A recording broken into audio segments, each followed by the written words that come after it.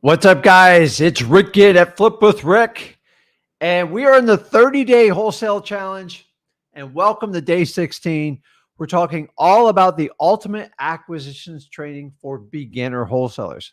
So, if you've never done a wholesale deal ever, and you want to figure out how you actually do the acquisitions, this is the video for you. We start you from start to finish in the acquisitions process.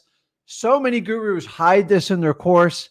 I'm just going to throw it out there and give it to you. But if you want to go in more detail and learn 100% free, go over to freewholesaling.com.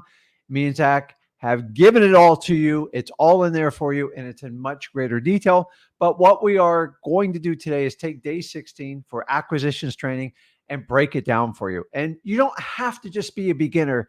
If you just need a refresher or just a good solid kick in the butt to figure out how to do wholesaling, then this is going to be the video for you. Now, it would be super easy for me to regurgitate this stuff and do this year after year. We're on year 3 of doing this, and me and Zach rewrite it every year. Why? Because things change in the marketplace. Things get updated in wholesaling. And more importantly, me and Zach actually wholesale for a living as opposed to most people. Most gurus really just kind of do like some fix and flip. There's some good ones out there, but for the most part, they're selling you a coaching program and that's their full-time job. I don't have time for that. I have to teach you how to do deals. And the only way I know how to do is show you step by step how I do it. And you're thinking like, why the heck is he doing this? Number one, this was never available to me. It wasn't, I made it available to my son, and we want to make it available all to you. Why? Because I make plenty of money wholesaling. And if I teach you how to do a deal, my goal is to attract and have you give back and do a JV deal with me. It's that simple. And the only way I can do that is by teaching you my A game. I don't hold it back. I think it's ridiculous how some of these courses are all, everything's so complicated. And every line is, well, if you come on over and do an exploratory phone call. So let's just cut to the chase. Let's get right to it. Let's do acquisitions. So this is recorded. It's live. We're in 2024. If you want to test me out, go in the comments and we will do it there. Now, I'm not going to waste your time talking about politics and all this stuff because that's what people do when they don't teach you wholesaling. You got to have fluff. I ain't got time for fluff. Let's get into it. So acquisitions one-on-one. So what I'm going to do is share my screen with you and go through my presentation. And then what we'll do is we'll take questions at the end. Use the comments. Use it to interact with other people in here. This is a great way to JV with other people. This is a great community for you to connect. And as usual, let us know what market you're in, or if you need any help, you put a question in there. And if we have time at the end, we will do one-on-one masterminds live. If you want to know how to do that, go over to Wholesaling Houses for Real. Click the link, get registered there. Make sure you're subscribed to this channel, and let's have a conversation. And I ain't going to charge you for it. And I'm not going to hit you with an exploratory call for some crazy program that in the end, I don't even know what's going to help you out. We have to figure out if you can actually get wholesaling done. I believe you can. Let's show you how to do it and cut you through the red tape, man. So without further ado, I am going to share my screen here and let's get into acquisition. So guys, the secret, I hate the word secret. I know it's a really bad word. Whenever you hear the word secret, I just cringe in wholesaling. But the secret inside your head, let's start with that. You ready? The secret to wholesaling sales success. And I don't like the word sales at all because I don't believe wholesaling is selling. Sorry, but it's in there. Let's just go with it. You have to have a belief. So most of you are watching this live stream because you believe wholesaling is the path to get you freedom of your time and get you financially free. Awesome. And honestly, it's just a mental acceptance of a statement that you hold true. And I love you guys for that. But here's the truth. A belief is just like an idea, and that's all it is. It's in theory, and you're sitting out there. I'm like, I know wholesaling is going to be the key to get me freedom in my life. And I agree with you.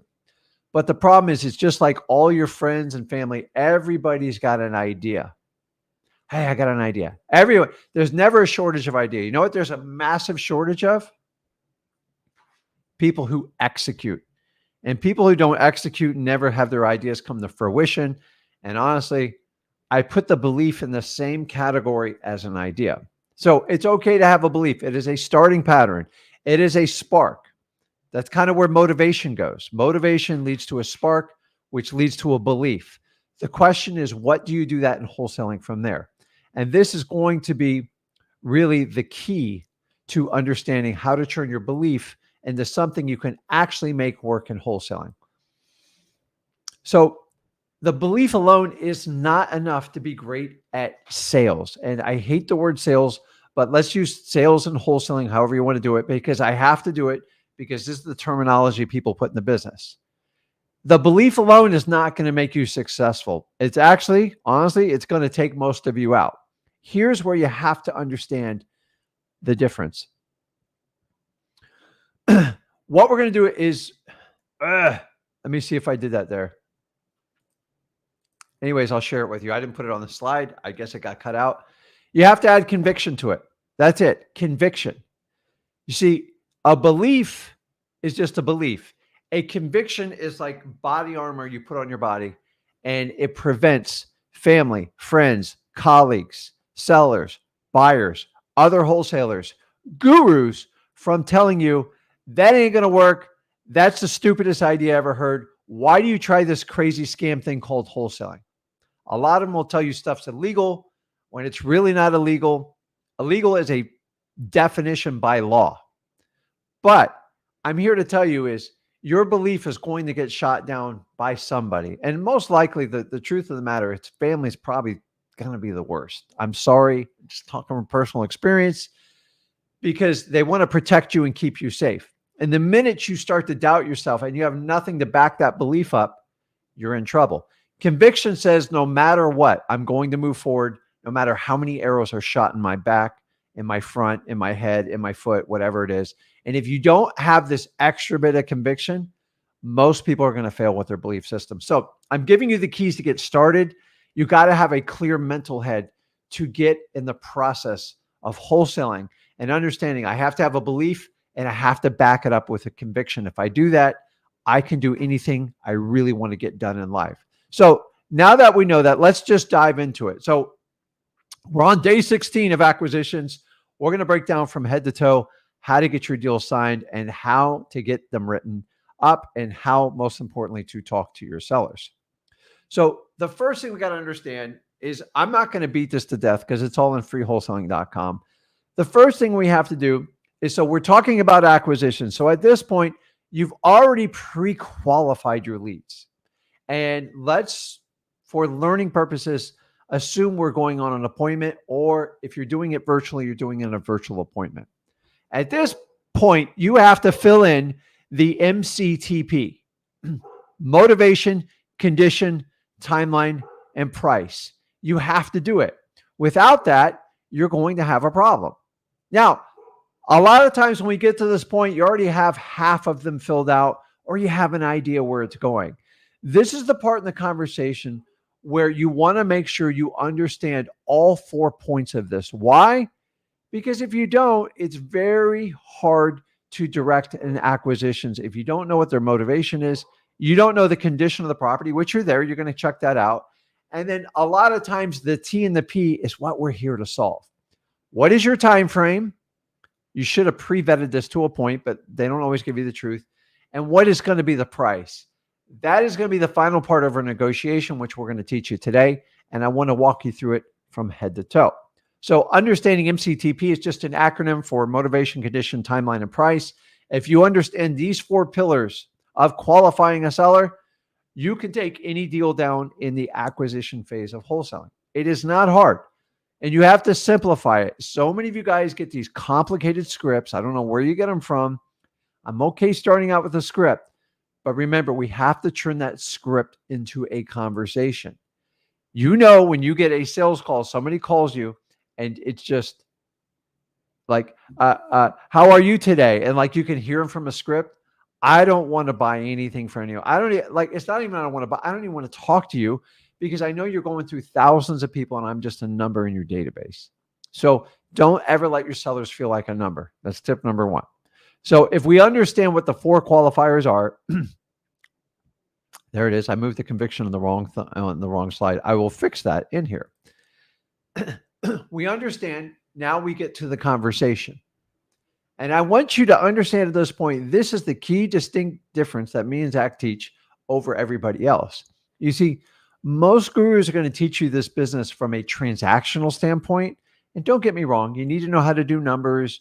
You need to know how to write contracts. You need to know how to do everything. But if you can't learn how to connect with a seller, you are just a number. And remember, if you're just a number, you're not getting a good deal. Sorry, you were just like every other realtor out there. Give me the highest offer, regardless. So we are looking for people that need to sell their house versus people that want to sell their house. So we are at the point where we're going on the acquisitions and we're either meeting with them in person or we're having a very personalized conversation. So the key here is I want you to take from this is understand it is a conversation. It is not a robotic script. How are you doing today? You have to have a conversation. So think about how you talk with family and friends, maybe not family, but friends.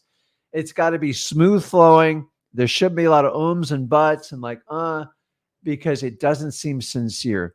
And we are in an age where people are so fake with social media.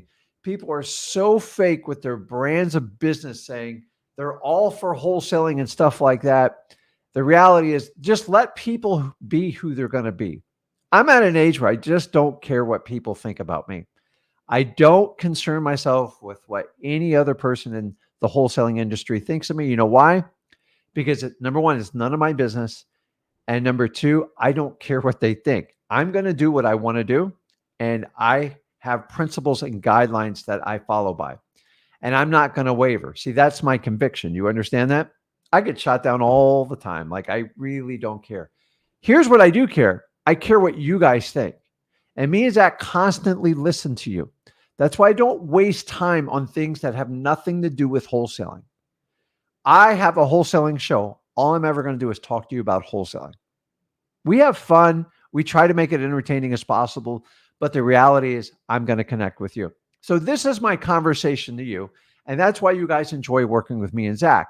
I need you to take that exact same energy that you get from watching the show and connecting with us.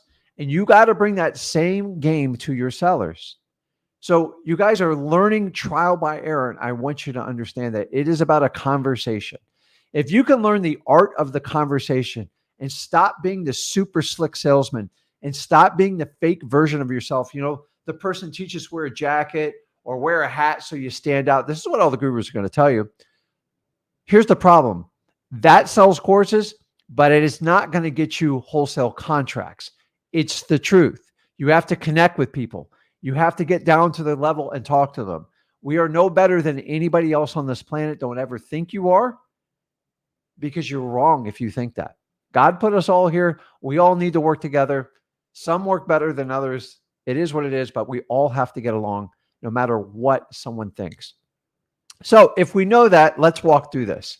Number one, when you get into the conversation, so now I'm coming to their home. I've walked through, I've probably looked at the house. I'm figuring out the condition. And now I'm sitting down, I'm having a conversation. Rule number one, and you guys often overlook this. You can't have distractions. What's a distraction? Your cell phone. Honestly, guys, leave it in the damn car. Stop. We're in a society where we constantly have to look at our smartphones. It is not healthy. It disengages people. It does not engage them. I refuse to do business or have people who work for me that constantly have to look at their phone. It is a crutch, and you are hooked to the dopamine on your phone. And honestly, if you cannot be present and help your seller out, don't go at all. So here's a secret. Leave your cell phone in your car. Or if you have someone that you're caring for, you have a child, just in case of emergency, for God's sakes, put it on silent, put it in your pocket. And unless that thing vibrates, do not look at it. And guys, I'm telling you, when you look at your phone, you lose all credibility. It is disgusting what's going on.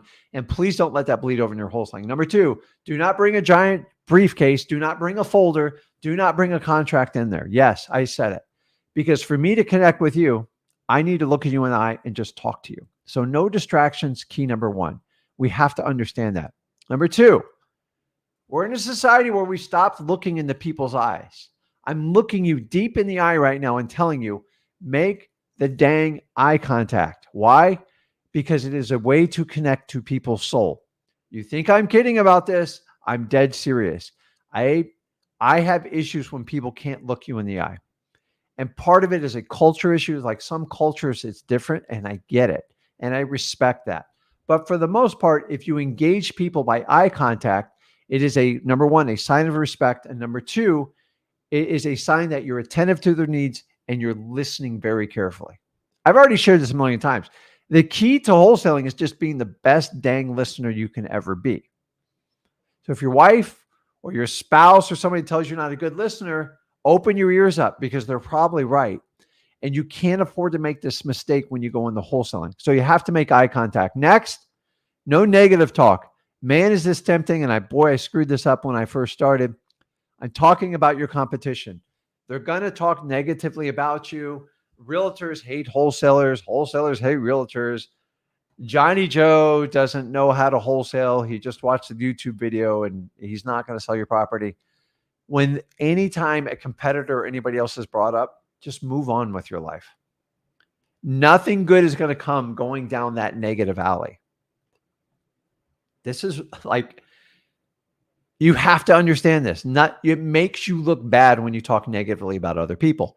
So find a positive in it. Say, listen, I'm sure John's just trying to help you out. Let me see what I can do. So just avoid the negative talk and find a positive spin and move on. This is absolutely critical in understanding. Now, take nothing personal. Sellers say crazy stuff. Trust me on this one. Some of it is going to hit you a little bit. Maybe it's a religious statement. Maybe it's a political statement. And if you haven't learned by now, people who publicly wear their religion and their political alliance like out loud, they get shoehorned. And the truth is that we all got to get along in this world. And if you think one party or one side has it figured out over the other, you're crazy. I am on the side. I'm on the human side. So I don't care. I hate how things are divided in this world. But the reality is you can't take anything personal. There's going to be statements that you're not going to agree with, your seller says. If it has nothing to do with the wholesaling agreement, don't make it personal. Put a positive spin and move past it. Remember, you're there to help them out. You're not there to get in an argument with them. You are not there to say what's wrong or right about what their personal beliefs are. In fact, it's none of your business. So pretend you never heard it and move on. You have to let it go. At the end of the day, is it going to make a difference? If you can help that person out and solve a problem by doing a wholesaling deal, you'll make their life better and you'll make your life better. And in turn, your family's life better and the world better. So take the higher stoic approach and do not get in a confrontation. I've seen people get into it and I don't understand for the life of it why people do it. It's the same reason why other people come on wholesaling shows and they don't talk anything about wholesaling. Hours go by. I'm like, why are we talking? Like we talk about automobiles and airplanes and we talk about people's political affiliation. It's just distraction, guys. I don't have time for that. I'm too busy wholesaling. I enjoy this. I love what I do. So if I get a political channel, I'll talk about that, but I'm not going to do that because I'm just like the rest of you. I'm just scratching my head like, what the hell's going on? But I do know wholesaling, and that's the one thing I will always preach to you. Anything else, please close your ears immediately. You know, the whole, I can't find an NFT person all of a sudden, but man, were they pushed down our throats 2-3 years ago. Can't find them anymore. It's not hot. See, when you go with trendy people, you're going to get trendy types of results, which are not good. Okay. Tell the truth. Sorry. Just tell the truth. I know this is a controversial statement, but I have found when you tell the truth, you're first of all, there's really no anxiety because it's the truth. Some people avoid the truth because it's uncomfortable to tell it. And I'm here to tell you, I've been on this planet long enough. It's just easier to tell the truth because you don't have to track and like figure out your web of lies to figure out what's truthful and not. So it's just easier to tell the truth. And sometimes you guys won't know the answer to what a seller says. And you're like, what do I do? Don't lie. I see this taught all the time. Number one, tell the truth. Here's how I tell the truth. If you don't have an answer for something, I go, that is a great question. I have somebody on my team that I know knows the exact answer to it. I go, if you can give me 2 hours, I will get back and do a 3-way call, or I'll come back over here and I'll give you the exact answer. You see, so many times, like, we make up a story and we don't know how to tell the truth, when if you just tell them the truth, it's just easier. And actually, you will be recognized for acknowledging you don't know something. You know, there's people who know an answer to everything. And like, how do you know the answer to everything? And we've just come to this world where, like, people think if they know everything, they'll be more popular, they'll make more money. In the end, it's going to take you out. It's called your ego. If your ego is big, monstrous, which most wholesalers are, if you don't lose your ego, you're going to get taken out in this business. So now that we understand that, next one, this is a big one. I say, honor your seller's story. Let's face it, guys. We contract a lot of properties that have a ton of issues, massive issues.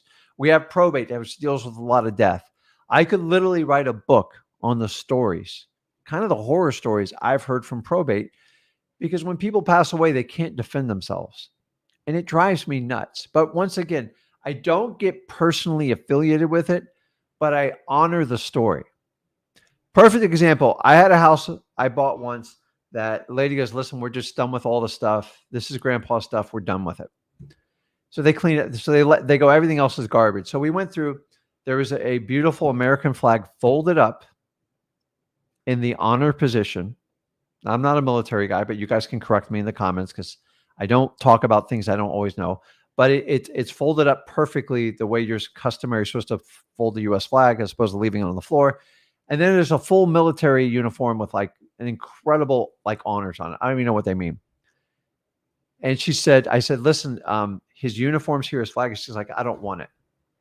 She goes, you can just throw it away. Now, I don't like that statement, but I'm not going to throw it in her face. I go, I tell you what, we'll go ahead and take care of it for you. That's simple. She's like, throw it away. I just don't want to deal with it. I don't believe in the military is what she told me. I go, well, I strongly believe in the United States military. Anything that helps defend our freedom. But instead of just throwing it away, we took the extra hour and we went over to the local Veterans Association and we found a place, and they're putting it into like one of their museums to find out he was a highly decorated officer. There's an amazing story behind the flag. He got multiple medals, a Purple Heart, the whole 9 yards, and they would have loved to have it for a museum, and they thanked us for it and gave us a letter. Now, I didn't get paid anything extra for it, but the bottom line is I honored the story, and then I showed her, hey, just to let you know, we put your grandfather's stuff in this museum you can buy. They went by and visited, and then they gave us a huge thank you and a hug at the end. So what did I do? I honored the story. By honoring the story, I sealed the deal. Why? Because I do what other wholesalers will never even think of do. They're so quick to do the transactional deal. You guys are being taught all over the internet, just run with the numbers, click buttons. And here's the reality of wholesaling. It is about solving human problems. Yes, there's a math equation. It's the easiest part, guys. And occasionally you'll screw it up. But if you don't get this part right and learn how to talk and deal with sellers, don't worry about the transactional stuff. Don't worry about your software. Don't worry about any of it because it's not going to work. So you need to understand that. So last but not least, I don't know why I have to put it on there. We have to be authentic. What do I mean by being authentic? If somebody wants to put it in the comments, say, go, hey, what the hell does Rick mean by being authentic? Because we are in a world where authenticity is like, it is the new currency when it comes to anything sales or connecting with people or promoting any type of product. In fact, me and Zach are constantly attacked for just telling you the way stuff is. I read it. That's the way it is. You can spin it however you want. In fact, if me and Zach weren't here telling you guys the truth of how this works, I don't know what would be going on in the wholesaling industry. You would get a one-sided version. You'd have to accept it, just like CNN, Fox News, like the whole 9 yards. So when somebody comes in the middle and says, hey, listen, here's the facts. This is how it is. This is what we recommend doing. That's fine. At the end, you guys are going to make the decision anyways. I just want to give you as much information as humanly possible available in the wholesaling. So you've got to understand being authentic is the new currency. Have you ever walked in the car sales room and you just know when someone's just so full of it? That's how I feel most what's going on the internet. Not everybody, but like for the most part. And you can tell if someone's truly being themselves. So here's the best judge of if like someone is authentic. If they come on, they promote content, they do it, and they actually do this business, go to one of their live events and see if they're the exact same person there. And if you get I'm too important, I have to wear a jacket, I am higher than you, I just don't connect with people like that. I find it obnoxious. I find it annoying. And I'm like, you tell people to be themselves, but when I get here, like you're like a completely different person. I get it. We have to sell. You paid millions of dollars to fill a room. I get it. I'm just not that guy. I'm never going to be that guy. And I'm considered an outcast because I do it. And I love it for that. And that's why I bring you guys the truth. So being authentic is the new currency in wholesaling. And if you can be authentic, it will change people's lives and will change the trajectory of your family's life. If you don't believe me, try it out. I promise you on this. So being authentic, it creates confidence in you. Why? Because you're not faking it to be somebody else. This whole terminology, people tell you to fake it till you make it. I always thought it was the worst piece of advice I ever heard in business. And I stand by it. You don't fake it because that means you've got to burn people to get where you want to go. And there is a huge part of the business society in wholesaling that feels that's how they have to do it. There's wholesale influencers that offered all you guys great courses and said they were just incredible wholesalers, and they've left the country. They tell you, I'm moving on to bigger and greener pastures. Bull. Read through the lines, guys. They scammed so many people. And they were so fake to you and took millions of dollars that now the legal system's caught up to them. And guess what? I just go find a country that's going to be safer. And these people were all in bed with all the other wholesalers and the influencers. And now everyone's got amnesia. I didn't support that guy. I didn't tell her she could do that. Guys, understand this. You have to be authentic. Creates confidence. Why? You're confident if you are standing in your own shoes. So if you're comfortable wearing shorts on appointments, for God's sakes, wear shorts. If you're comfortable in a long sleeve shirt, do it. If you really want to wear a jacket, do it, but understanding it's a weird look when you go to someone's houses. So imagine if your friend showed up to your house and he's wearing like a jacket and like white polished shoes and like this fancy belt. You're like, dude, what are you doing? Like we're just hanging out today. See, people try to do that to feel important and feel like super. And that's what they all like. They tell you got to wear a jacket when you go to these events. Guys, listen, I wore a jacket for 12 years. It was torture. I wore a suit and tie. The only reason people wear ties is because they have to, because that's the look of the business. And I've never met anyone that's super comfortable in a tie and like a full suit. Listen, you get married, you have to do a funeral. It is a sign of respect. But respect doesn't make sense when you have to do it every day of your life. Now, there's certain industries where you have to do it. High-end brokers, I get it. Lawyers, okay, I get it. I give you a pass. But past that, like wholesaling, if we're constantly trying to promote freedom, why the heck are we going back to like the old school type of stuff, like jackets and ties? And it's just absolutely crazy. So being authentic, being your real self makes you confident, makes you comfortable in your own skin. You guys know you hate when you fake it in front of people. So don't let people do it to you, and make sure you don't do it either. Period. End of story. Okay. So this statement, you've got to understand this, and I need to go a little bit deeper in this because this is really, really important. Excuse me. The person that cares most about helping their seller will be the buyer. Do you like, I know it's a simple statement, but it's never rang more truthful in wholesaling today. The wholesaler, the person that cares the most about their seller will be the buyer. Think about this statement for a moment. You actually have to care, like helping the person out. But here's the problem with wholesaling today. Everybody wants to be transactional. I need to do so much volume, Rick. You don't understand. I need to make a ton of money. I need to make $1 million this year. Wrong business. Sorry, guys. I know I'm breaking a lot of TikTok hearts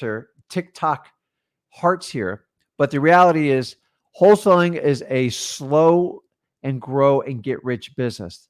The really cool thing is it's a compounding effect. And when you get there, it's absolutely amazing. But most people don't understand it is a journey. On average, for a wholesaler to be really, really successful, it is usually a minimum 2-year journey. Don't believe me? Go pick anyone's brain that's ever done this business. I've been doing this 21 years. First 2 years was not a pretty sight. Now, I had success, but it was all over the board, as a lot of you are experiencing it right now, and we're trying to figure out acquisitions on how to be it. So take this statement. If you care more about the seller than any other wholesaler, realtor, anything like that, you will most likely win them over, meaning you'll be the buyer. That doesn't mean you go out and find everybody who wants to sell a house. You can't win everybody over. Find people that need to sell their house and care the most for them. How do you care? Look them one-on-one in the eye and help solve their problem. How do you do it? You listen really carefully. And I know I beat listening to death with you, but you got to understand that. Next one. You have to care more about your seller's interest than they do. So I want you to think about this. When, say you were a child, or say you have children. If you got children, you can really relate. I got 2. There's a lot of things when we're young we just don't understand, and we act accordingly like we know everything. So a good parent knows what a child's walking into, but they don't, like, the child's like, no, why can't I do it? They just see defiance and like, I want to do it. Like, no, you can't do it because it's going to harm. So say someone was going to post a, so I have a daughter, so I'm very protective of how she is on the internet. Say she was going to post a picture. She showed me, she goes, Dad, what do you think of this picture? I go, please don't put that on the internet. It doesn't show you in a good light. She goes, yeah, but it's a cute outfit. No, honey, this could come back to haunt you for future opportunities, and it doesn't put you in the best of light. And then we get an argument. So if you have a daughter, you understand what I'm talking about. And so I'm trying to serve what's in my child's best interest, even though she doesn't know it at the time, but I know she'll thank me in the future generation. I need you to take that same thinking and work with your sellers. Sellers all the time. I walk in, there's a gaping hole in the roof. I've had it where extension cords are coming over from the neighbor's house because the electricity's been shut off. And they go, no, Rick, everything's fine. Rick, everything's fine. I've seen children hungry in a house because there's no refrigerator. I've seen some of the worst stuff I've ever seen in life. I've been eaten alive. I've had fleas eat me alive. I've had cockroaches calling me. I've had wild pigs running through a house. I've had a monkey almost rip my ear off once on a wholesaling deal. True story. And I'm here to tell you, sometimes we have to sit down with our sellers and have what I call like the coming to Jesus meeting. And I need to help them get out of their own way. And sometimes when they're delusional in the price, that's a different story. But like, hey, this is not right. You need help. Please let me help you. So I've brought in social workers. I have brought in city services. I have brought in animal rescues. And most importantly, I brought in family to help out because sometimes they don't know what's going on. And if you want to be a decent human being, you've got to help people first. If you help people first, wholesaling's simple. If you try to wholesale and skip people's problem by just making money, I don't want you in wholesaling. I'm sorry. It's the absolute truth. At the end of the day, me and Zach are very aggressive about how we teach wholesaling. But you got to understand, we want to help as many people as we humanly possibly can. I want you guys to understand. Look me right in the eye. I want you to understand. I will help people. I will do whatever I have to do, either financially or physically, to help somebody out. I have a true story of, I'm going to embarrass him if he's listening. There's a gentleman in my Flip with Rick Plus, and I won't use his name. Well, I'll use his first name, Jason. I have a lot of Jasons in there. Jason's a very successful name. And he came to us when he just never wholesaled the deal, went through freewholesaling.com and then joined us through Flip with Rick Plus. And we've had an amazing relationship, and we do deals together as we speak right now. I love this guy's attitude. And he went from really just making no money to just being an incredible wholesaler. Now, he subscribes to me and Zach's theory. We help people first. He's actually on the extreme end. He feels, and he's so empathetic, just like I am, and just like I'm teaching to be as a wholesaler, he will help people long before the wholesaling transaction is. So he had a gentleman once that had all sorts of physical disabilities, terrible, had no family help, and basically, I mean, this guy couldn't use his arms to eat, so he kept bringing him food. And I swear to you, the guy's desire was to get chicken wings, and he sat there for an hour on the floor and fed him, not even knowing if he's getting a wholesaling deal. And I'm telling you, if you can do stuff like that, the sky's the limit in how you can help people out, not only in wholesaling, but everybody who needs it in this earth. And I'm here to tell you, I think that's absolutely amazing. And when he told me the story, like, I was almost in tears. I'm like, dude, you're an amazing human being. Now, the bottom line is the deal didn't work out. The guy actually backed out, and a friend or some like realtor listed it. But at the end of the day, I said, listen, you did such a good thing and you helped him. I believe in my heart of hearts, he's either going to come back to you or God's just going to give you like another karma event. And that's what you need to do. If you're okay doing that, I want you to understand that that's how I look at wholesaling. I solve as many problems as I can. Some I get paid for, some I don't. But the more problems I solve, the more money I make. You have to care more about your seller's interest than they do, because they get in these positions not by choice, but by habit. Now, I can't necessarily break the habit. I can just give them a clean break to move forward. And I want you to understand that's how I want you to operate. So, guys, if you have any questions, put them in the comments. We'll jump on and do the lives at the end. Make sure you go Wholesaling for Houses for Real and register there. And we would love to do that with you. Let's keep moving on. Understand this: sellers will actually feel and connect with your conviction while confronting their own beliefs. Sellers will actually feel and connect with your conviction. Remember, we talked about your conviction in the beginning? Because it means here's a line I want you all to steal from me whenever you meet with a seller or you do a virtual appointment. Mr. Seller, regardless of buy your house or not, I'm going to help you get this house sold. And I know a lot of you are cringing when you hear that statement. You're like, oh my God, why would you say that? Because it's truthful. I want to help them out. If they want full retail, I'm going to give them to a realtor. Why? Why fight it? No, you can't use a realtor. You got to use me. I'm a wholesaler. I close everybody because I am the absolute best closer. Do you know how ridiculous that sounds? Do you really think you're in a used car lot and you have to close everybody who walks on the lot? The reality is you get 100 customers, you'll get a shot at maybe 5 to 7 of them, and 1 or 2, you have a shot of actually closing a deal.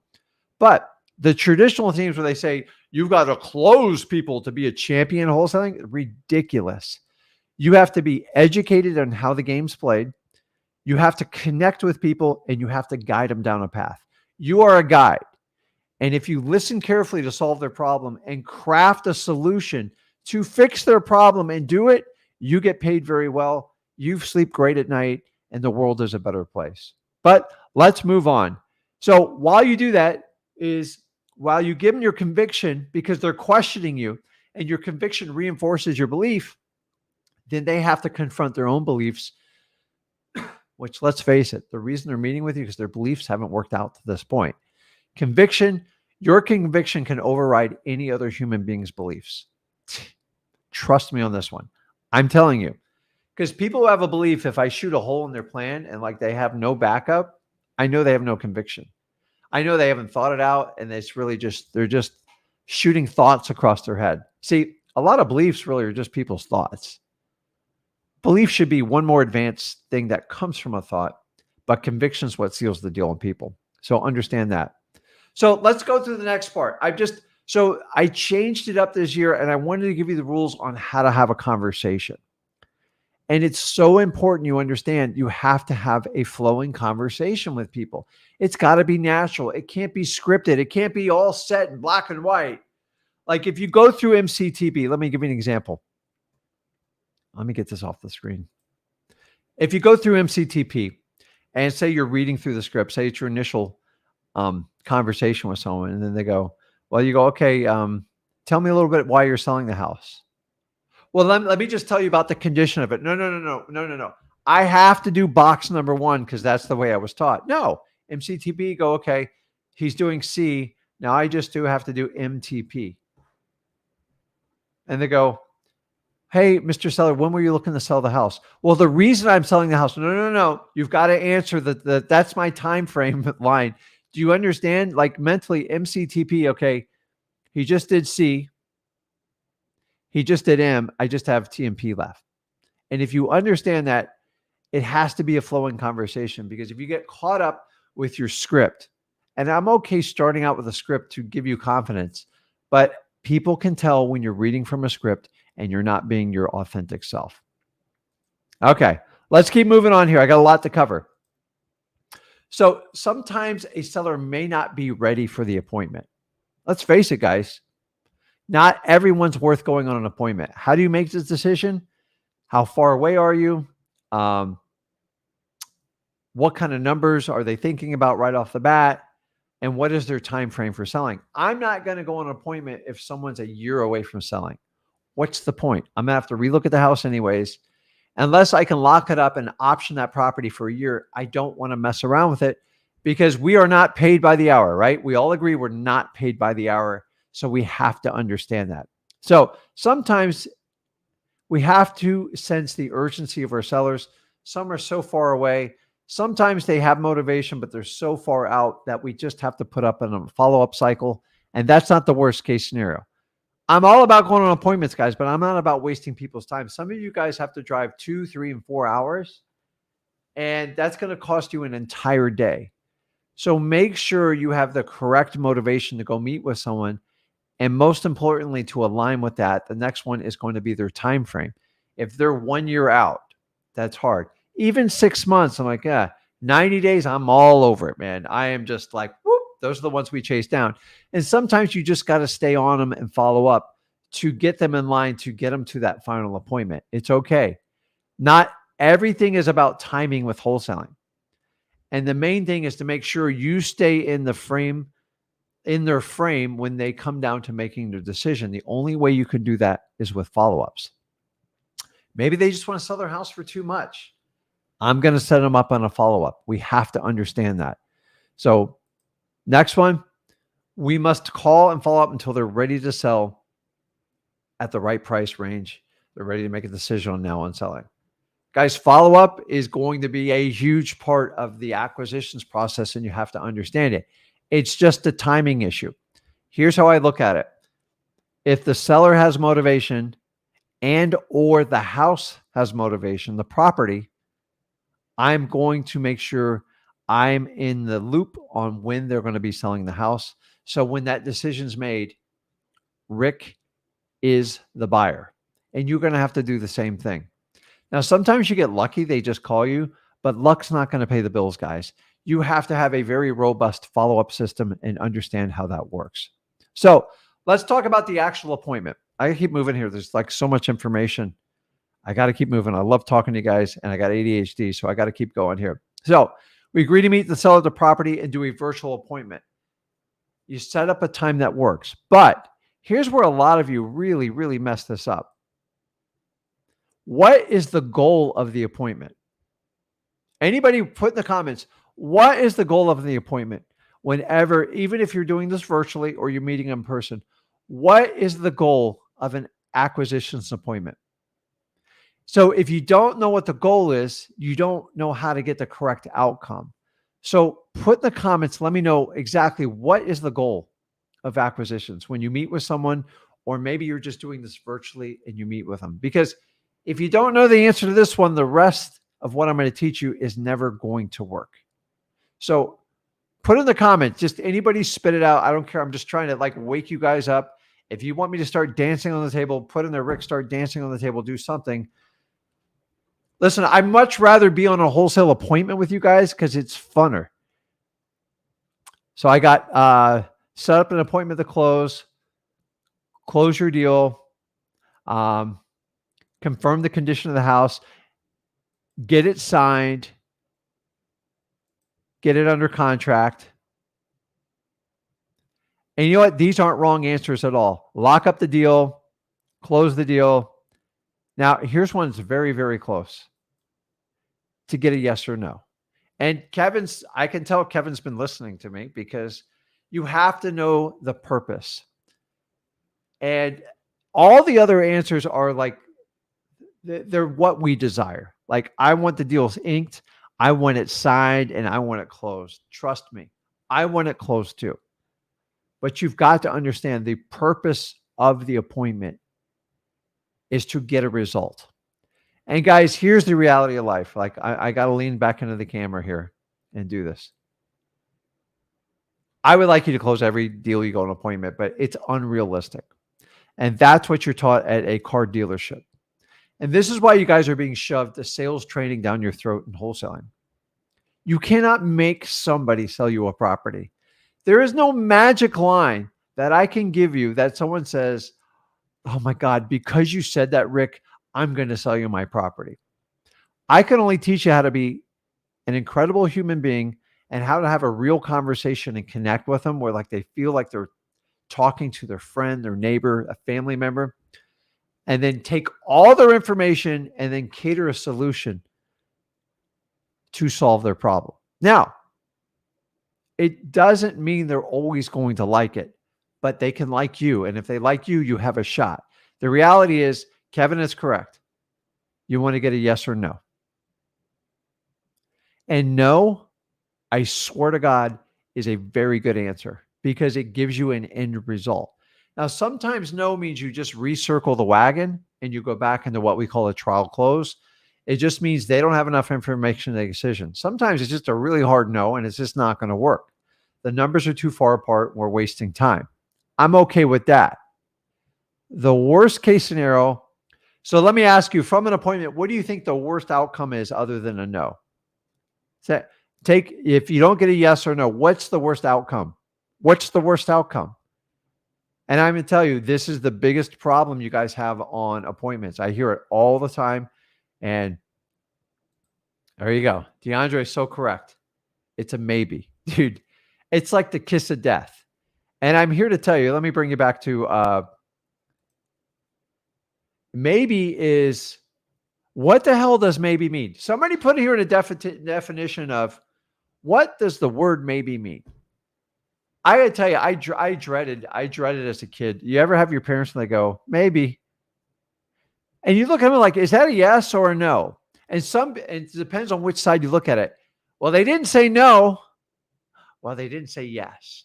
So if you're an optimist or a pessimism, they don't have it. And it's correct. And these are all correct answers. They don't have confidence in you, not a motivated seller. Maybe the maybe is a no, and they don't want to hurt your feelings. This is all truthful, guys. When they don't want to say no. So what I always tell you guys, I feel like this guy on Instagram. If you ever say he's a young gentleman and he like always talks about products, like, look into the camera. I got to tell you something. People try to hide the truth from you all the time. So here's the solution to it. As a wholesaler, the sooner you can get to the truth, the sooner you can solve the problem. If you can't get the truth, you have 0% in ever getting a wholesale deal. You have to get to the truth. The question is, how do you get to the truth? Do you want to drag on for months, or you have to confront people and you have to befriend them, and then you have to hit them with hard truths? So if you have kids, you understand how this works. If you have a significant other, boyfriend, girlfriend, family members, sometimes we have to give them the truth and they don't want to hear it. They actually want to close their ears and go, no.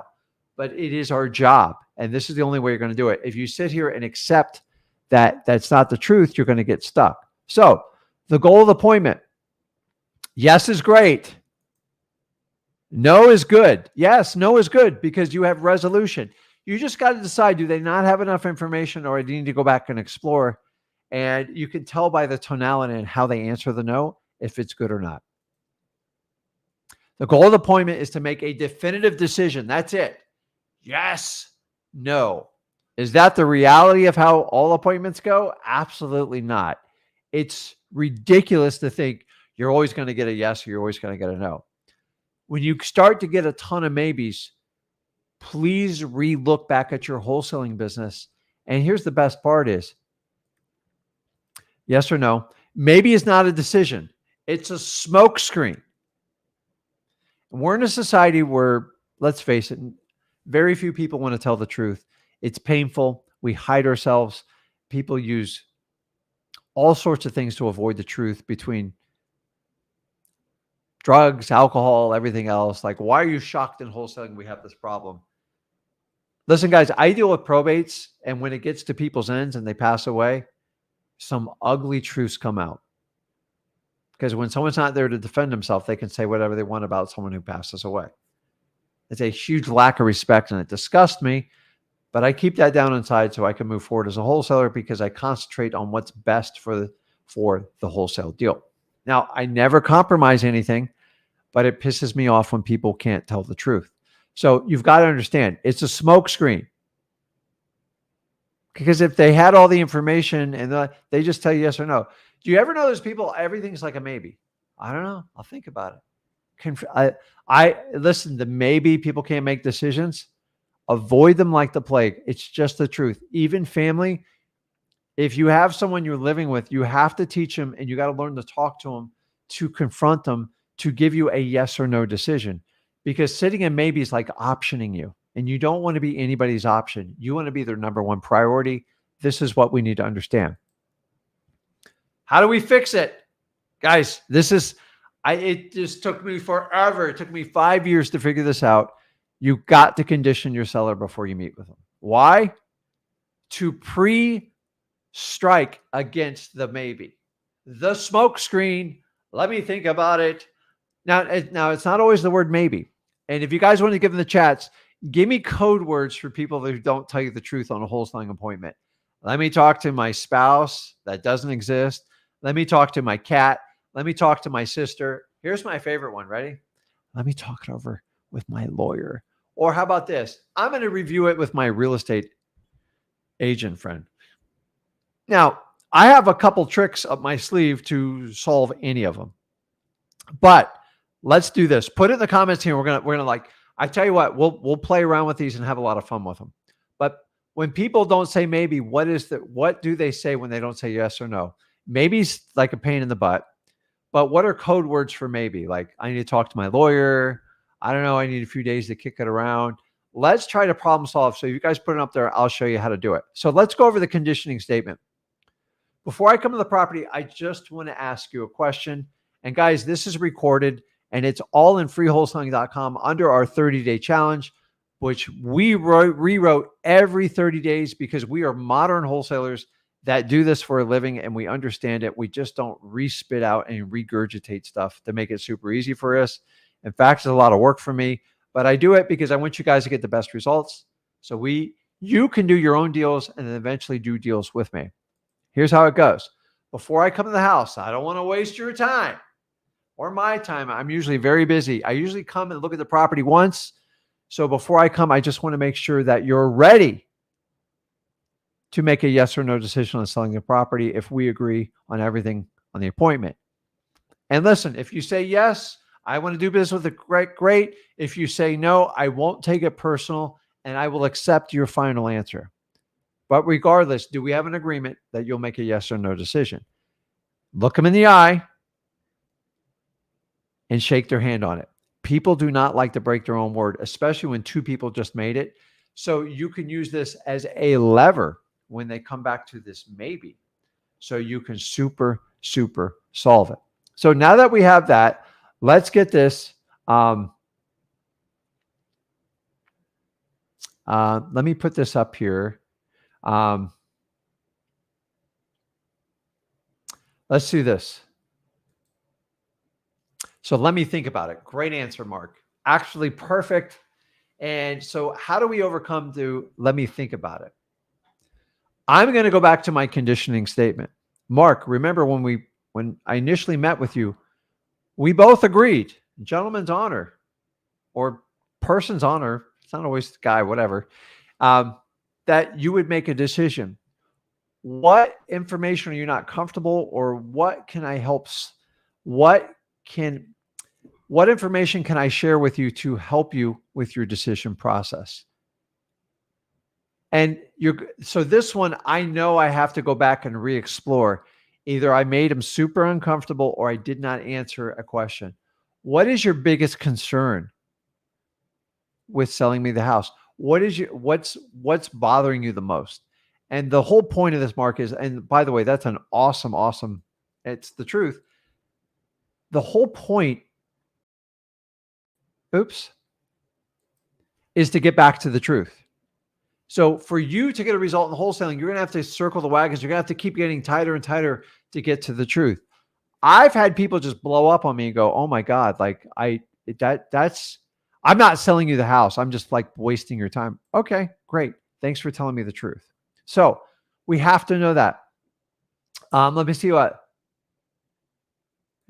Let me look it over a bit. I'll have your number. I'm going to go back again to the conditioning statement. DeAndre, if I had to pick out one thing, what is the one thing you really need to look over?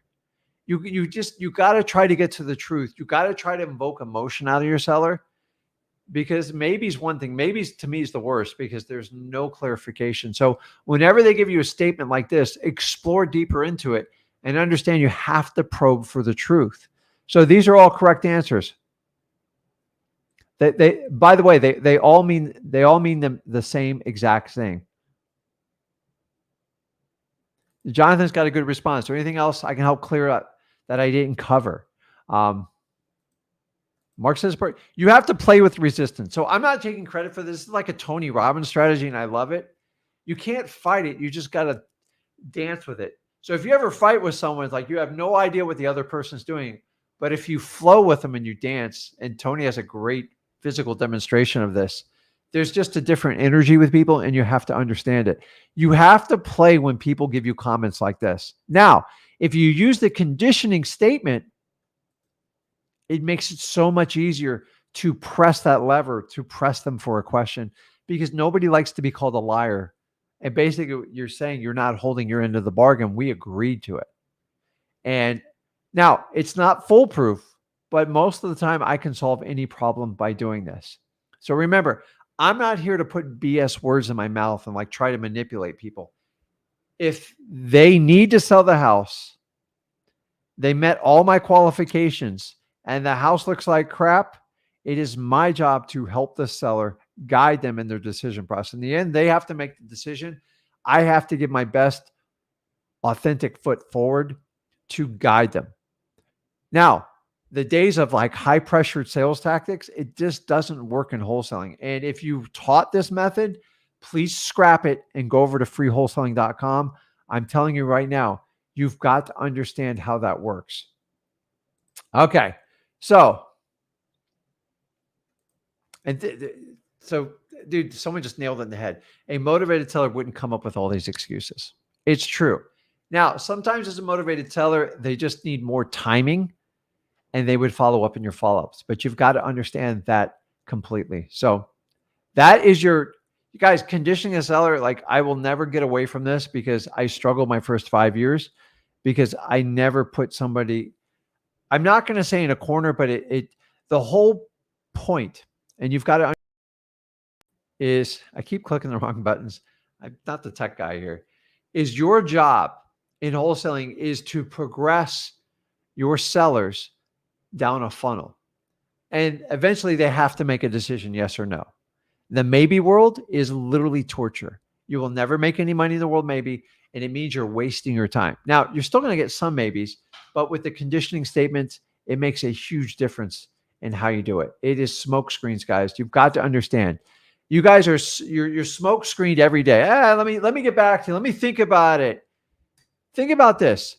Even outside of wholesaling, why don't you just probe people a little bit more and get to the truth? Have you ever wasted like months of your time when they already knew the decision, but they wasted your time? That's what I want you to understand. I had a light bulb go off in my head. I worked with a seller for like 3 months. At the end, I kind of cornered her at a point where she had to answer the question. She goes, "Man, you're just like really persistent and you just don't back away." She goes, "I'm just using your contract to get the highest bid." I go, Was that so painful? And I learned, I let her keep getting off the hook. I always kind of tighten the circle around my sellers. Now, I never force them, but I will tell you what, I will force them to eventually give me the truth or get out of my funnel. Give me the truth or go play games with somebody else. I don't want to. That's what we're basically saying. And I'm trying to protect your time because there's a lot of people who will waste your time in this. Okay, so when we get to the appointment, we're going to walk around the house. Just act like you're kind of buying a car. You're testing it out. Here's a couple of hints. If the house is in terrible shape, lean into it. Stay in the pain with the seller so you can help them make a decision for their own best interest to sell you the house because they've got to solve a problem.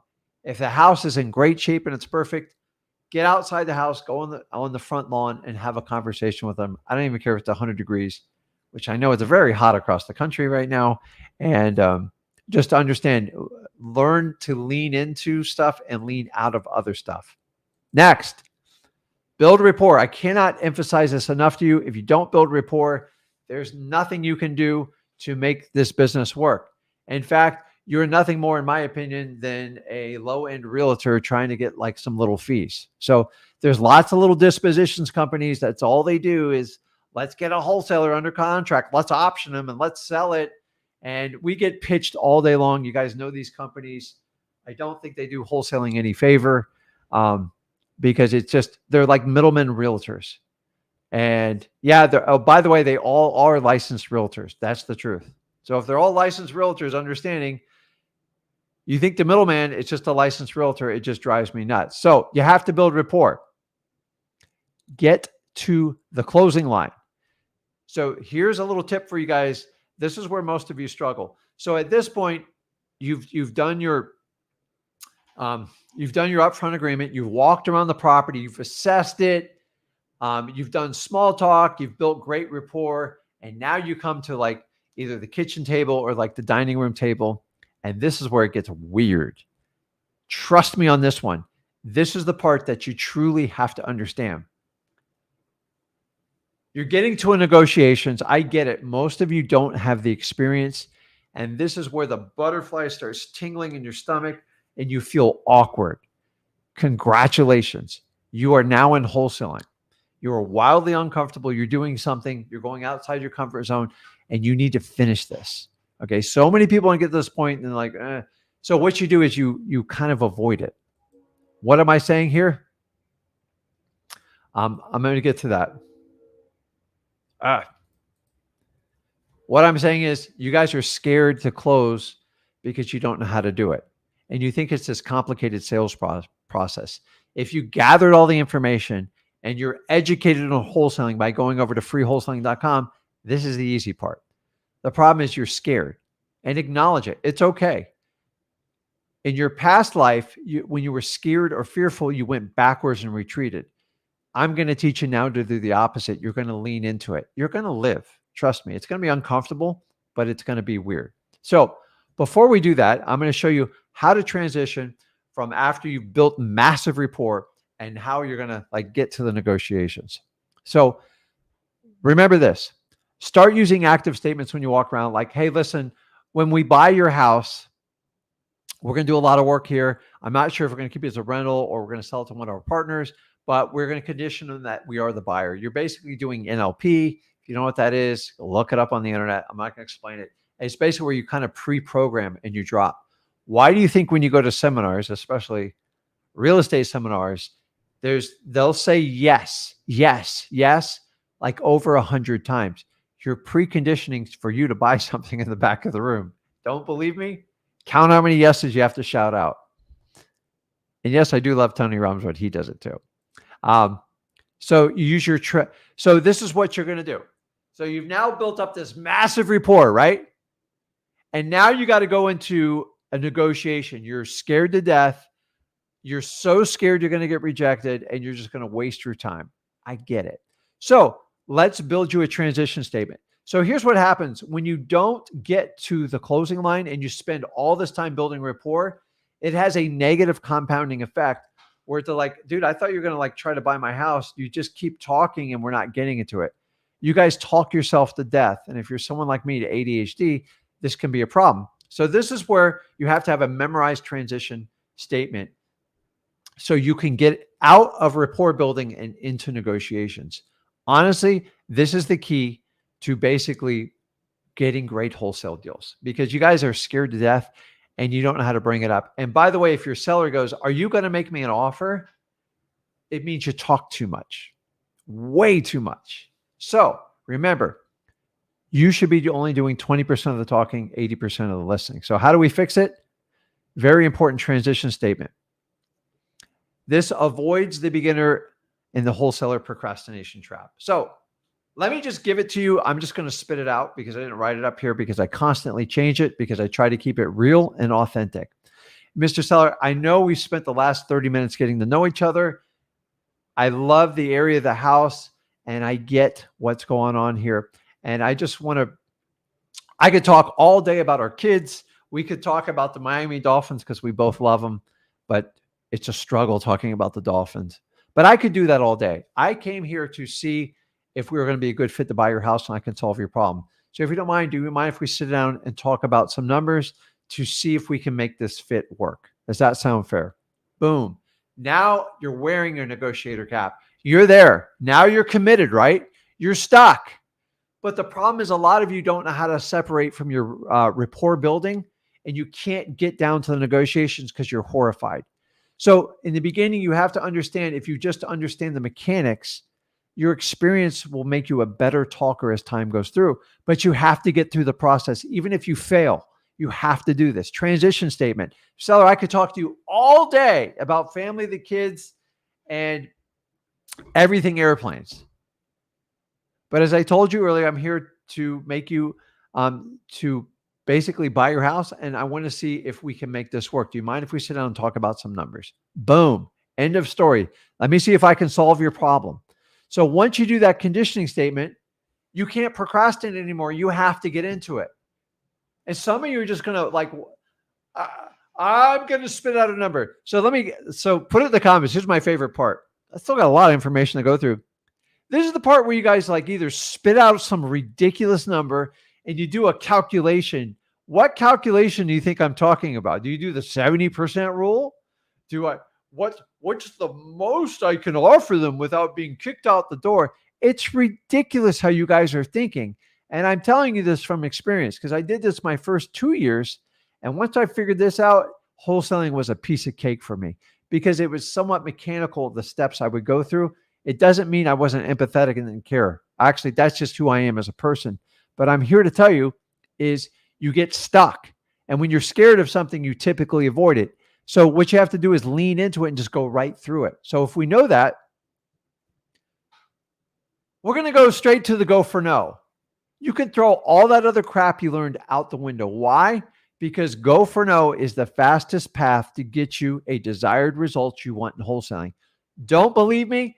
Put in the comments how many times you guys make offers, you overpay for them and you can't sell them to your cash buyers because now you found out you overpaid for it. Do you know how you did that? I know exactly how you did that. You ready? I'm just going to go through a checklist right here. Number one, use the MAO method, the maximal allowable offer. Why? Who the hell's teaching this stuff? You should have an upper limit in your head and you should never share it unless it's the last resort. But here's the reality. Most of you, look at me. I'm gonna do just like the Instagram guy. Look at me. Come in here closer. The reason you use MAO because you use it as a crutch and you're scared you're going to get rejected. So I'm going to do the opposite. We're going to use the go for no method, and I'm going to teach you how to get rejected and like it because rejection leads to a path to a negotiation. In fact, I'm here to tell you, until you get a no, you haven't even started a negotiation. And if you get a yes right off the bat, 9 times out of 10, you overpaid for the property. Don't believe me? Put in the comments. How many people on here have overpaid for a property because you used like an MAO method and you used it as a mental crutch? So if you go, okay, I can't pay more than 180, well, you guys spit out like 178 right off the bat. You're not going to get anywhere. That's not a negotiation. And honestly, the higher offer you make, the more you have to chase your seller up. So do the complete opposite. Hit them at the freaking knees. Am I using bad language? Am I okay here? Okay. Why? Because you bring the reality to their expectation down the reality. Now, here's the reality, guys. You got to understand this. There's a lot of people that use the go for no method and they use it right off the bat. So I'm going to teach you how to use the LAO method, least allowable offer. Stop trying to use an MAO offer. Guys, you need to do that crap. If you want to like go with a guru to teach you how to do stuff on like working with realtors, do it. That's not wholesaling. It has nothing to do with wholesaling. I'm sorry. You need to be at the bottom line number because you got to have room to go up if you have to. If you start at the MAO, you're wasting your time. And the reason why you guys do MAO, you see this where I say you're not a psychic, because you're trying to forecast what your seller thinks they're going to sell it to you for. It's ridiculous and it's never going to work. You have no idea what your seller's thinking. I just did a deal yesterday. Seller told us through my partner through Flip with Rick Plus. You ready for this? You know what they said? They said, we can't take a penny less than $452,000. I said, great. Wow. Hey, I see you actively have a probate going on. I see you're the PR. Yeah. What's going on with that? Well, I'm trying to fix it up. There's this wrong with it. Bottom line is they're 18 months behind on the mortgage, now 19 months. And at the end of the day, after basically 2 days of going kind of back and forth, because I hit them at the knees, guys. I offered $200,000 on the property. Now, this only works, let me share this with you, if you build great rapport. If people know you have a genuine interest and you want to help them, it works. If you use the go for no method and you try to make it transactional, it'll work 1 out of maybe 100,000 times. Do you know how much energy 100,000 deals are going to take you? Like, you'll never get through it.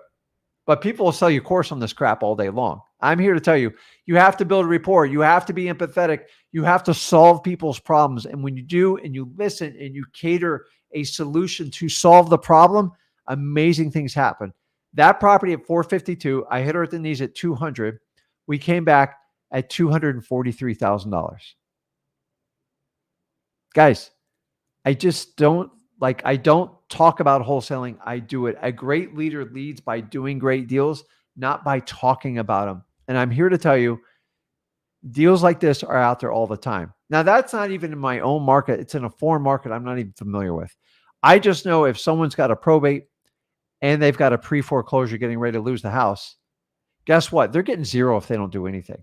So if their expectation is zero and now I offer 200 grand, all of a sudden it might work. And I'm here to tell you, I find people that need to sell their house that don't want to sell their house. So LAO, it only works with great rapport. Guys, this reduces your negotiation stress for you and your seller, because you all know what I'm talking about. You sit in that room, you can cut a knife through the tension. Just cut it right there. Just go for no. You want them to say no because their counter response is going to be their subconscious programming on what they will take for the house. It is just a reaction. So you ever got upset with someone, they scream at you and like at the top of the lungs, they tell you they just hate your guts? When you're a kid or whatever. Adults do it now, especially politicians. They're just telling you how they feel. They're just giving you their subconscious response. I'm teaching you the same technique by using the go for no method because it works really, really well. And I want you to understand. In fact, by using go for no, you will reduce your stress. Now, you're going to get tension, but you cut through it. The faster you cut it, the easier it is. You ever have a Band-Aid? It's like really painful to rip off. It's like, there's people who just rip it off slow. Go for no is just ripping that bad boy off and just deal with it. It's easier. It's because the stress, the anxiety of negotiations freaks people out. It stops a lot of you from wholesaling. And if you understand this in acquisitions, lean into it, do your transition statement, and go for no after you've built rapport. If you haven't built rapport, it will not work at all. Everybody understand this? I'm telling you, this works. Waterproof Band-Aids, what Matthew says. So You ever have that Band-Aid? I'm like, man, just rip it off. Guys, I'm telling you, rip that damn Band-Aid off because you guys are using it as a crutch. MAO is like the worst thing in the world you can do. I And here's the thing is, you want to know how I learned like the go for no approach? I remember I made an offer to a seller. I thought it was what he would take. It was still pretty low. And he put his hands out. He was so excited and shook my hand. And I remember thinking, like, I just felt like I lost. And I still made like 35 grand on the deal. But I asked him in closing after we closed as a simple trial. I said, Mr. Seller, what was the lowest price you would have gone? He's told me he was sold at $30,000 less. And that was my aha moment. I'm going to stop guessing what's in the seller's mind by getting rid of the MAO. I'm just going to use the LAO, the least allowable offer, and I'm going to go for no because I know when I get a no, I have now started what I call a negotiation. End of story. So, God, I love this business. I really do. Okay. So, negotiation strategies, and by full disclosure, we teach this all over at freewholesaling.com. There's several methods. Good cop, bad cop. You guys are familiar. Hey, it's not me. It's my partner. I want to make this deal work, but my partner, he's kind of cheap. And he told me if we spend more than $100,000, he's going to walk.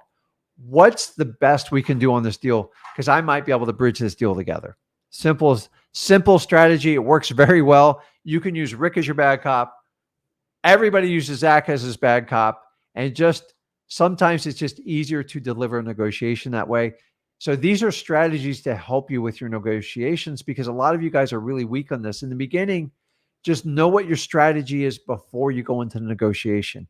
You all are going to favor one over the other, and I want you to understand that they're there. Freewholesaling.com. Next one, the volley method. Man, this one's powerful. And for full disclosure, do not use this on your significant other, your spouse, more than 2 times because they will figure out a pattern real quick on you and they will not like it. So the volley method, it's basically strategizing a response to a question and putting it back to them so they will actually give you another answer. Because let me just give you an example. Hey, Mr. Seller,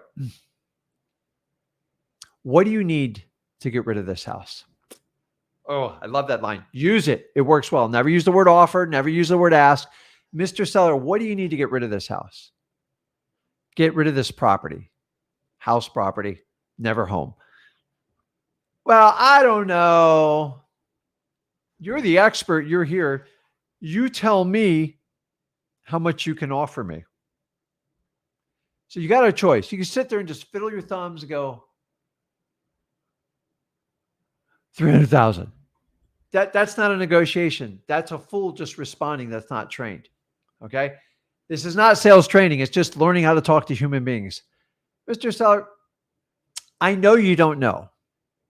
But if you had a number in mind and you're just guessing, what do you think that number would be to get rid of it? Boom. You see, you keep serving back and forth. Studies show if you serve at least 2 times, you'll usually put people in a corner to give you an answer.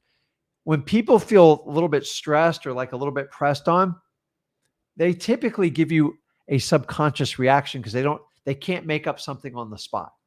And that's all you're doing. I have served people 4 and 5 times. It is incredible. And it takes a little bit of practice. You have to practice. Anybody wants to jump on here and do a role play, I'll show you how to do it, but it happens all the time. Try this with your significant other. Hey, honey, where do you want to go to eat? I don't know. What do you think? Honey, I know you don't know, but if you had to ultimately choose, what would you pick? And just like, it's amazing what happens when you do this because basically they're giving you a maybe, I don't know, but we've got to get a definitive answer. We're going to sit here forever. You got to use these methods, guys. These are how you play with resistance. You play with it. You dance it. Some of you fight it. Play with it. Just dance it. Just think about tennis. I'm going to volley it back over. Just keep hitting it over. It's like a ping pong game. It's fun. First and last method. I like to call this the Ricky Bobby method, but I'm afraid I'll be sued. So I'm going to stay with it called the first last method. So Ricky Bobby and his famous lines, his entire life drove him towards racing. So if you saw this movie, I love any type of Will Ferrell movie. I think the guy's just a genius. He's just fun. Like, we're way too serious in this world. Anyways, he's going through like some mental issues and can't figure out how to raise because he lost his will. And he's screaming at his father. He says, Dad, you either said either you're first or you're last. And what did his dad say? He goes, man, he goes, Ricky, the hell are you talking about? I must have been drinking when I did that. I had no idea what I was doing. I was a terrible parent. That's terrible advice I gave you. And there's first place, there's second place, there's third place. But let me tell you how this relates to wholesaling is when you have competition, they go, well, Rick, you can come at 10 o'clock. I got somebody coming at 9. I got someone coming at 11 and 12 and 1. Oh, crap. How do I deal with this? Now, this isn't so much a negotiation as far as setting up the appointment. If there's 3 or 4 people coming out, remember, no negative talk. Be the first one to go out there. So if they have an appointment at, say, 10 o'clock, go there at 9:15, and just say, listen, I want to stop by. I just want to introduce myself. Get the rapport thing. Just get it started and get them warmed up. And go, listen, I want you to meet with as many people that makes you comfortable. I understand that. I think it's a great decision. But do you mind if I come at the very end and come back and talk to you? And then I can see what kind of, what kind of number is going to make sense for you. So I make a first impression. I set them up. I give them a positive response and say, listen, I think it's a brilliant idea what you're doing. And then I'm the last one there. First and last impression is all that counts in life. You can screw up the entire middle. And by the way, when we're talking about acquisitions, you can screw up the middle, but you've got to make an impact on the front. You got to make an impact on the end. Doing the first last method, or AKA the Ricky Bobby method, I've gotten so many deals doing this way because people fight this so much. They fight it so much. Oh, why would you meet with a realtor? That's stupid. Or that wholesaler, he's bad. No, embrace it because they're going to do it anyways. So why sit there and fight it? And I want you to understand that. So we get to the end, guys. We take lots of pictures once we know we have an agreement. We're going to go out and ask for permission to go out to our car and get our contract. We explain the entire process. There's no charge to look over the agreement. They're going to ask you, what are you going to do with the property? Go, listen, it just depends on what kind of time it takes, what kind of money it is. And you've got to understand that. So I'm going to take this off here. And guys, this is acquisitions. So if you want to get more in-depth training on it, go over to freewholesaling.com. Me and Zach teach an entire course on wholesaling on how to get started for free. Not only to get your first deal, to get to your first $100,000, because that's the biggest struggle in wholesaling. And I see so many people failing with all these courses, and everyone's trying to make it so simple and like it's so easy. Anybody could do it. The reality is it is simple, but it's going to require a massive amount of work for you. And it's going to be very uncomfortable, and you're going to have to do things you're probably not comfortable with. Nothing illegal, nothing that's going to physically hurt you, but you're going to have to push yourself. You're going to have to put yourself out there, and you're going to be vulnerable. People are going to laugh at you, mostly your family, and your friends are going to think you're crazy. And it's not going to feel like you make a lot of progress, especially in the first month or two.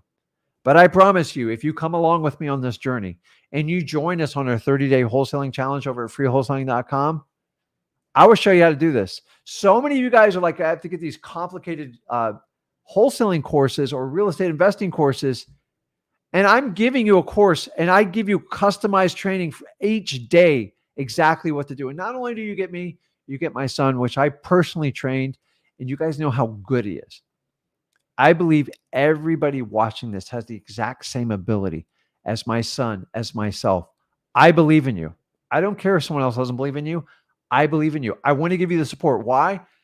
I want to make more successful wholesalers than anyone's ever had an impact on this business. And I believe me and my son have already accomplished this, but like we're just scraping the iceberg.